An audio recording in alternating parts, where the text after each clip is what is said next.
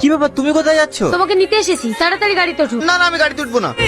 লোকে দেখলে কে কি ভাববে বলো তো? কে কি ভাবলো আর কে কি ভাবলো না ওসব আমি দেখতে যাবো না। তুমি যে এত কষ্ট করে ব্যাগ নিয়ে হেঁটে যাচ্ছ, এতে আমার কষ্ট হচ্ছে না? তাড়াতাড়ি গাড়িতে ওঠো। কি হলো, ওঠো।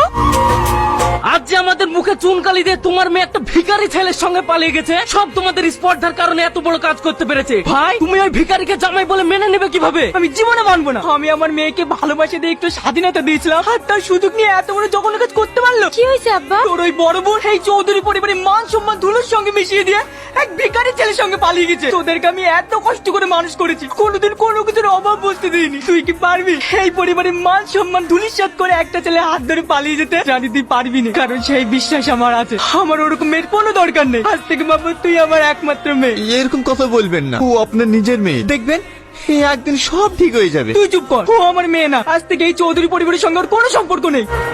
মেম সাহেব, তোমার চা। কি ব্যাপার, চলে যাচ্ছে যে? আমার কাজ আছে। টনি দাঁড়াও। Tony, Tony. তুমি বসো, আমি তোমার জন্য খাবার নিয়ে আসছি। আজকে কি রান্না করেছো? পেঁপে সিদ্ধ আর ভাত। জানো, তোমার জন্য আমার খুব কষ্ট হয়। তুমি কত বড় লোক ঘরের মেয়ে, কত ভালো ভালো খাবার খেতে, কিন্তু আমাকে বিয়ে করে তুমি ঠিক মতো খেতেও পাও না। চুপ করো, খবরদারের কথা বলবো না। খাবারে কি যায় এসে বললো, আমি তোমাকে পেয়ে খুব খুশি আছি।